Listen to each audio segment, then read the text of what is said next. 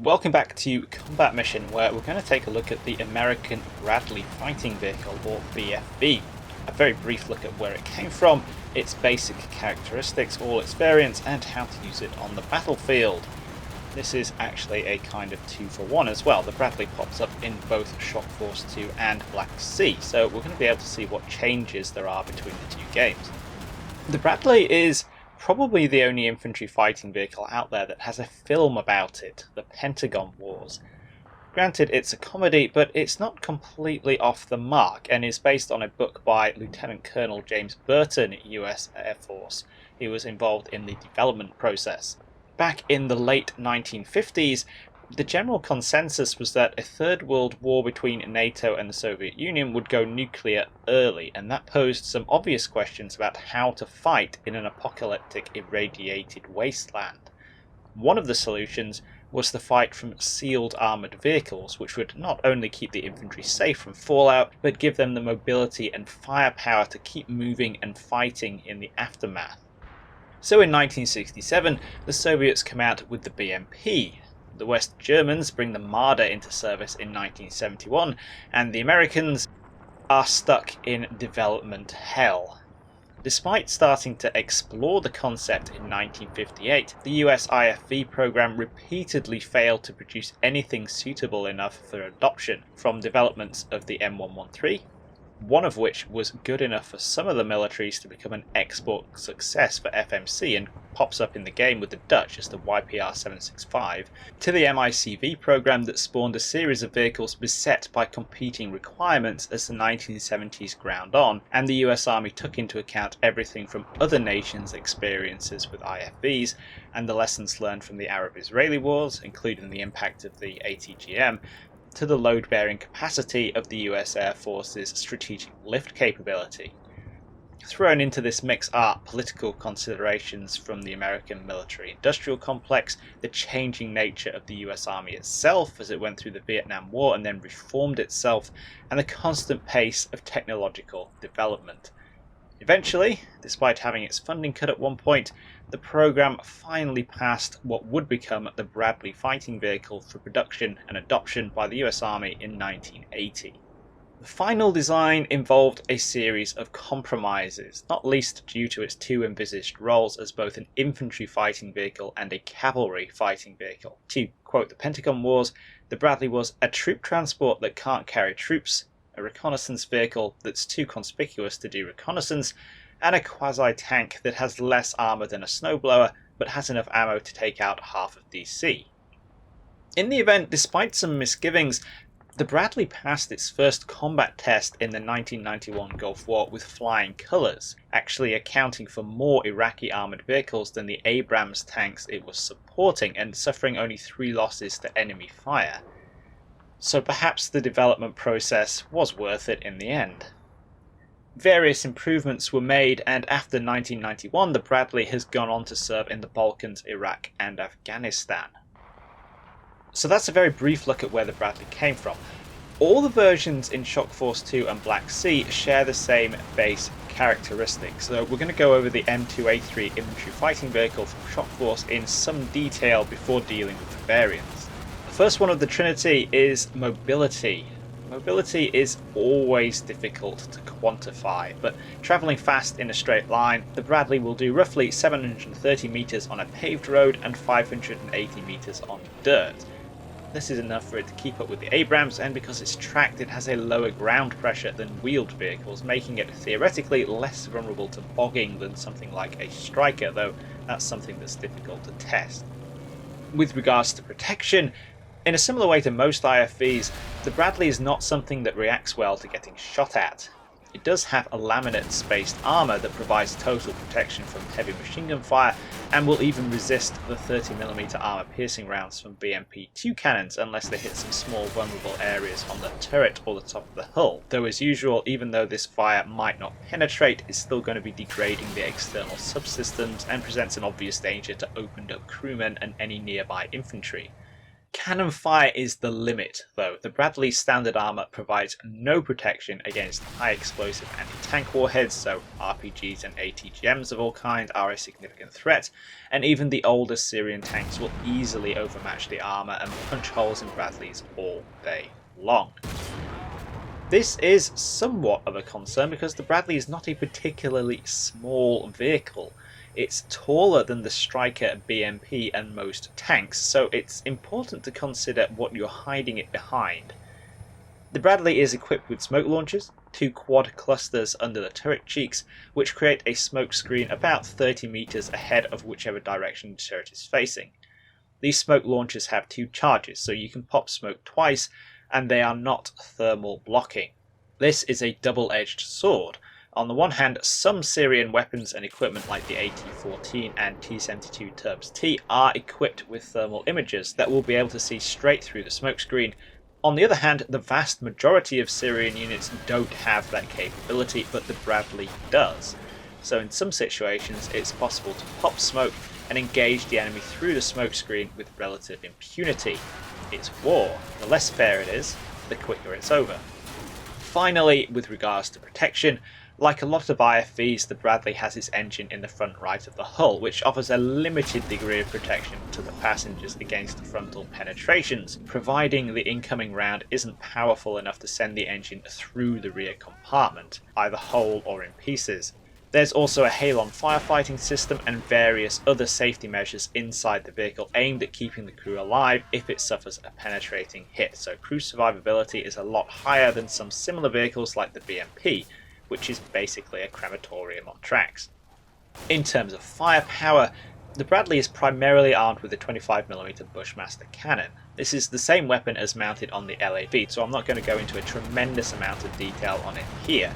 From a practical perspective, the armor-piercing fin-stabilized discarding sabot rounds will have no problem punching holes in Syrian and Russian IFVs like the BTR and BMP series at pretty much any reasonable distance, and it can also make a mess of enemy tanks at close range, especially from the sides or rear. The other ammunition type, high explosive incendiary, is effective against infantry buildings and soft-skin vehicles. The standard Bradley in Shock Force, the M2A3, carries 210 rounds of APFSDS and 690 rounds of HEI. The cannon has a dual feed, so the gunner can switch between ammunition types very quickly. Bradley also has a coaxial M240 machine gun with more than 2,000 rounds to the right of the 25mm cannon, which is pretty standard for US vehicles. It's useful on the Bradley for putting suppressive fire down and engaging light targets or infantry when you want to conserve cannon ammunition. Finally, the Bradley is also equipped with the TOW missile system, in this case the TOW-2A. This is a wire-guided Saklos type ATGM with a 150mm tandem warhead, capable of knocking out any of the Syrian tanks in Shock Force 2 out to its maximum range of 3,750 meters, though like I pointed out covering the LAV anti-tank variants, the frontal arc of the T-90SA is only vulnerable in certain areas. The M2A3 starts off with 2 missiles loaded in the pop-up launcher on the side of the turret and has 3 more in the hull.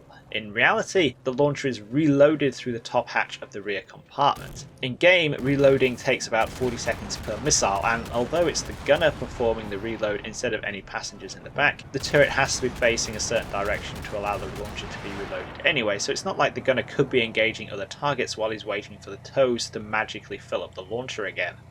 The main downside to the TOW is that the missile needs to be guided throughout its entire flight, which requires the vehicle to remain stationary and exposed to anyone who spotted the launch signature, so while shoot and scoot is the way to go, it can take an uncomfortably long time to do the shoot part. To complement all this firepower, the Bradley is equipped with good optics, thermal imagers, a laser rangefinder and a computerized fire control system, which gives it very good spotting abilities and a high first round hit probability. Nicholas Moran the Chieftain has done a Switchology video on the Bradley's fire control system. I'll link that in the description down below if you want to know what your pixel weapon are doing inside the turret. The turret is stabilized, so the cannon and coax can be fired on the move with a high degree of accuracy. The TOW can only be fired when stationary, but doesn't appear to have the real life restriction on vehicle inclination, so you can go full mountain goat with your Bradleys if you like and still fire the TOW. One more important feature is that the Bradley has a hunter-killer system. The commander has his own independent thermal imager, which he can use to scan for targets. Once he's spotted the target, he can slew the turret onto that target and leave the gunner to engage it while he searches for the next one. This means that the Bradley can engage multiple targets in quick succession, which is very scary if you're on the receiving end. Finally, with regards to firepower, the original Bradley was equipped with firing ports for the infantry in the back, but these were basically a terrible overcomplicated idea that even required special M16 variants to be made and have been deleted by the time we get to Combat Mission Shock Force. To finish off the Bradley's basic characteristics, we have a crew of 3 in pretty standard configuration. Driver in the front left of the hull, gunner in the left of the turret, and commander in the right, all of whom get their own hatches. If we order the vehicle to open up, the commander will stick his head up. He doesn't have much to do up there, there's no pintle mounted weapon, and realistically, although he's going to have improved close range situational awareness, like a lot of modern vehicles in Shock Force 2, he's going to be a lot better at spotting if he's closed up using the thermals and the powerful optics inside the turret. The rear compartment of the M2A3 has room for 9 dismounts. This is 2 more than the real-world Bradley has. To quote the manual, we have artificially increased the passenger capacity of the M2 Bradley to accommodate a full rifle squad. In reality, a full rifle squad cannot fit in a Bradley, so there is a complicated cross-loading routine that results in members of multiple squads mixed together in the platoon HQ Bradley. Needless to say, simulating this is more trouble than it's worth. Passengers get in and out via the rear ramp, which has a swing door built in so troops can get out if the ramp is broken. As an infantry fighting vehicle, the M2A3 also carries a massive pile of extra ammunition for its dismounts.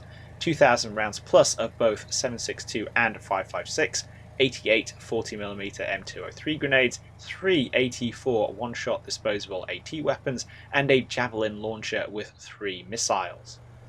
In terms of communications, Bradleys have both radios and satellite data links in the form of FBCB2s or Blue Force trackers, so in the normal circumstances they have very strong C2 links. However, both Shock Force and Black Sea feature the possibility of electronic warfare attacks of varying intensity that could jam both of these systems. If they are jammed, then you're going to need to open your vehicles up so that the commanders can exchange hand signals or try and yell at each other. That's the infantry fighting vehicle version of the Bradley, the M2A3. This is usually found as the rifle squad vehicle in the mechanized infantry companies of Shock Force's US Combined Arms Battalions or in armoured engineer companies, and at regular experience with no modifiers, it'll set you back 266 points from the single vehicles tab. Shock Force has 2 more variants, the M3A3 and the M7A3. The M3A3 is the cavalry variant of the Bradley, so it's a cavalry fighting vehicle instead of an infantry fighting vehicle, and as such, its role is to perform the traditional cavalry tasks of reconnaissance and screening. The vehicle only needs to carry a small scout team instead of a full rifle squad for this, so the passenger capacity has dropped from 9 to 4, and resulting space has been filled up with extra ammunition. The number of tow missiles has risen from 5 to 12, and the cannon now has 350 rounds of APFSDS and over 1,000 rounds of HEI.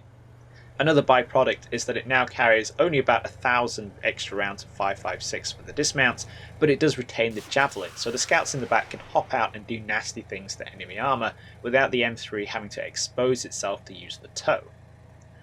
More significantly, the crew has now been reduced to 2, driver and gunner, with the empty commander's seat intended to be taken by the leader of the scout team that comes with the M3 in scout platoons.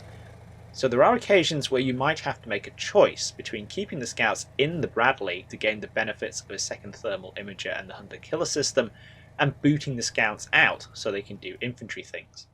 As you might expect, the M3A3 is found in the scout platoons of armoured cavalry troops and combined arms battalions, where it operates alongside infantry scout teams and a couple of different types of Humvee. On its own, the M3A3 is slightly less expensive than the M2A3 at 264 points. The M7A3 is slightly different. It's not a fighting vehicle for the infantry or cavalry, it's an artillery observation vehicle. Otherwise known as the Bradley Fire Support Team or BFIST, the concept of this vehicle is that it allows forward observer teams to keep up with other Bradley equipped units and do their job from inside the relative safety of an armoured vehicle. The main identifying feature is the replacement of the TOW missile launcher with a great big optics and laser package. In a similar vein, the rear compartment is full of computers and radios, reducing the carrying capacity to 2 and removing extra infantry ammunition and a javelin. But if those 2 passengers are forward observers or a JTAC team, they will benefit from significantly reduced call-in times for artillery and air power respectively. At regular experience with no modifiers, the FO can call in heavy artillery in 3 minutes, while the JTAC can call in close air support in 4. The M7 is otherwise the same as the M2, with the standard crew of 3 and the same ammunition loadout. It's not available in the single units tab. To get one, you'll have to either purchase a Bradley heavy formation, like the Combined Arms Battalion or Cavalry Troop Armoured, where they're usually at troop or company level. Alternatively, it can be jammed in as an entirely separate formation in the form of one of the standalone forward observer sections, where it will cost a mere 160 points, or 264 including the forward observers or JTAC team, which is surprisingly comparable to the full cost for the M2 and the M3. Finally, all 3 variants are also available with the Bradley Urban Survival Kit, or BUSK, upgrade. This adds explosive reactive armor blocks to the front and sides of the hull and turret, which offer protection from single warhead-shaped charge weapons like certain types of RPG and earlier ATGMs. They won't protect against more modern missiles with tandem warheads. The blocks explode when they get hit, so each one only works once, and they obviously don't cover the entire vehicle, but they are a very effective form of insurance, providing the enemy doesn't get lucky. The ERA variants are all about 62 points more expensive. The M2A3 era weighs in at 328 points, the M3A3 era at 326, and the M7A3 era at 221, or 325 including the JTAC team. To give some context for these prices, the points cost in the Quick Battle Selector is indicative of the unit's combat power. The cluster of non-era Bradleys at around the mid-260s is comparable to the Syrian's modernised T-62 at 262 points, and actually more expensive than any of the Syrian main battle tanks except for the later T-72 variants and the T-90SA. So the Bradley is an extremely capable piece of kit. So far, we've only been talking about the Bradley in Shock Force 2, set in 2007, but it's also present in Combat Mission Black Seas 2017 in the same variants. While most of the details are exactly the same, there are a few significant changes. Firstly, all Bradleys are now equipped with ERA as standard and have had laser warning receivers added. These do exactly what they say on the tin. When the sensor detects an incoming laser, for example from a laser rangefinder like you might find on a tank, it alerts the crew. In Combat Mission, the usual reaction to this is for the crew to immediately go to ground alert, which the system will help with by slewing the turret round to aim directly down the line of the incoming laser beam and automatically popping new thermal blocking smoke. Usually the crew will also attempt to reverse away, which is generally a pretty sensible and life-extending reaction to getting lased. Secondly, the TOW missile has been upgraded. Bradleys are now armed with the TOW-2B. As part of the challenge response dynamic between anti-tank weapons and armour, the 2B no longer flies straight into the armour of enemy vehicles. Instead, it has a top attack profile where it flies just above the target and a pair of shaped charge warheads fire down into the thin top armour. Against Russian vehicles like the BMP-3, T-72 and T-90, this has the added effect of sending the molten jet from the shaped charge directly down into the autoloader, with a high chance of detonating the vehicle's entire ammunition supply. Finally, the Bradley variants in Black Sea also have APS, or Active Protection System versions. The quick guide to the way these work is that they detect incoming projectiles like RPGs and ATGMs, and then shoot them down. The US forces in Black Sea use the Israeli Trophy system, which consists of a radar unit and 2 launchers with overlapping 210-degree coverage.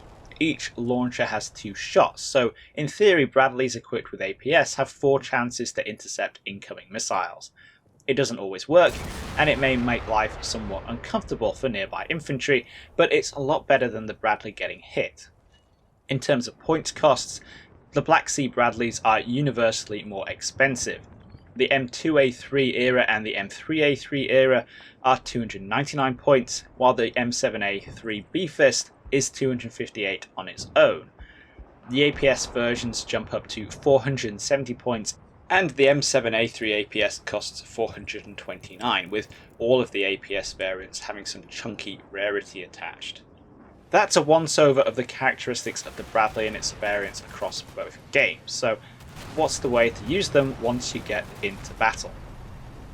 The thing that really sets the Bradley apart from other nations' infantry fighting vehicles and light vehicles is the combination of firepower and spotting ability.